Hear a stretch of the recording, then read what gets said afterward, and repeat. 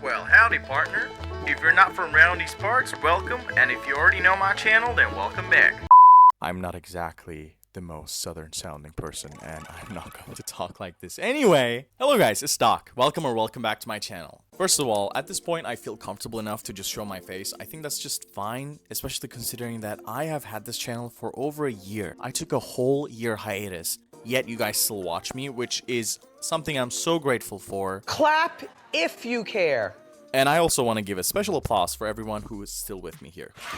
Now today I want to talk about some Planet Zoo theories, the future of Planet Zoo, and maybe some speculation about the next DLC. I just want to talk about all of these at once in a video, and we'll see how much or how far we get. I first want to touch upon a subject which is something very sensitive to some people, which is birds and aquatic DLCs. I am going to be honest and just say that I don't think we're going to get an aquatic or a birds DLC. Now it's so nice that we have so many modders out there like Leaf or Narwhal who are doing an amazing job at making some animals that we might never get. The reality of it is, we've not seen the Planet Zoo development team do any kind of work towards birds, and I just don't think we're going to get them. Now, this is something very upsetting for me as well. We all know that Frontier has the technology and the means to actually make flying animations, birds, and I'm not saying that Planet Zoo is not a great game, but the playability value of Planet Zoo has gone down so much over the years for me, mostly because I'm not just a builder. Thing is, at the moment, Frontier Developments has paid a lot of attention to Jurassic World Evolution 2 and not enough to Planet Zoo. Now, this might be just a business thing because Planet Zoo simply doesn't have the audience and the users that Jurassic World Evolution 2 has. Jurassic World Evolution 2 is by far a way bigger game with a bigger budget and more players, so of course they get more things. They get flying creatures, they get herding animations, they get realistic behaviors, they get combat. They get all of these things, whereas for us, we don't have any of these things. Yes, it's a zoo game, but in real life zoos, animals do fight, animals do hunt if things get into their enclosures. And when we talk about a game like Planet Zoo, which was supposed to be about conservation, which was supposed to be about education, it is really silly to me, in my opinion, to have these animals that you can't even, see acting naturally. I'm really sorry to say this. When our zebras, gazelles, and literally every single prey animal spreads out on their own if you make an exhibit a bit too large for them. And I honestly cannot tolerate seeing it because these are all things we've had in Zoo Tycoon 2. We've had animals making nests in Zoo Tycoon 2. We had animals herding in Zoo Tycoon 2. Yes, some things were wonky in that game, but at the end of the day, it was an overall packed good game. And we even had birds in it to an extent that Planet Zoo doesn't have. If you think about the future of Planet Zoo, it is kind of a dead end. Now with Jurassic World Evolution, the first one, it had an amazing playability value.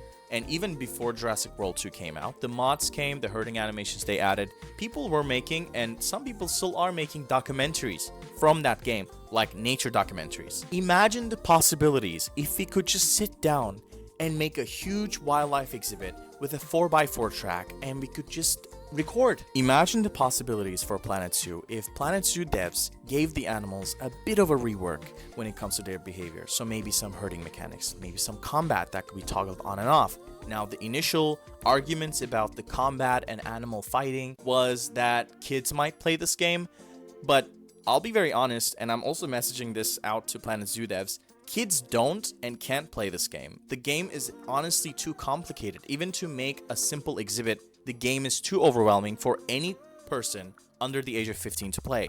They just don't have the patience for it. That's just honesty. So when you have this audience of this game, which are mostly adults, and they don't get, some adult themes in the game, it gets really boring. Not to mention, some of us want to just sit down and watch the animals actually interact with the spaces instead of just being stuck with a few animations. So long story short, I think until a Planet Zoo 2 can be made, or maybe Planet Zoo, just like Zoo Tycoon, has a bigger player base, we are not going to get those animations and advancements that Jurassic World Evolution 2 has gotten with Frontier, because maybe it's just a money thing, maybe it's just a business thing. And at the end of the day, the whole gaming business is a business, so it's completely understandable, but these are little tweaks. So instead of giving us thousands and thousands of scenery pieces that we may not even use, most players might not even use, maybe give us some behavior changes where the animals huddle together.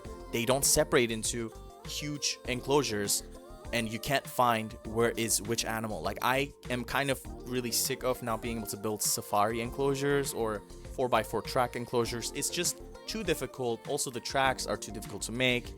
That's kind of, there's a lot of things I think to touch up on, but just the behavior aspect of things, if that were changed, we would have so much more playability. Even after the developers would stop developing the game, we could get documentaries out of this game. The animations are that good. The animals just don't behave realistically. That's the only problem. Okay, we started off really tough. I, again, love this game, but that was my critique for the game as someone who both loves to build and loves to just watch the animals interact with the objects around them. Now let's talk about the theories of what we're going to get next time. So the next DLC speculations are on the side of biomes or farm pack. I honestly am not too thrilled about getting a farm pack, especially because that could be a free update. And the next and the last most popular game item that everyone keeps talking about is the temperate, you know, that kind of biome setting for the next games as well, which I think might be the theme, honestly. I've seen someone on Reddit speculate that there are about 5 packs left, like 5 normal DLCs left, because they started out the game saying that we're going to have about 200 animals. We're almost with that number based on how many animals we got per pack on average.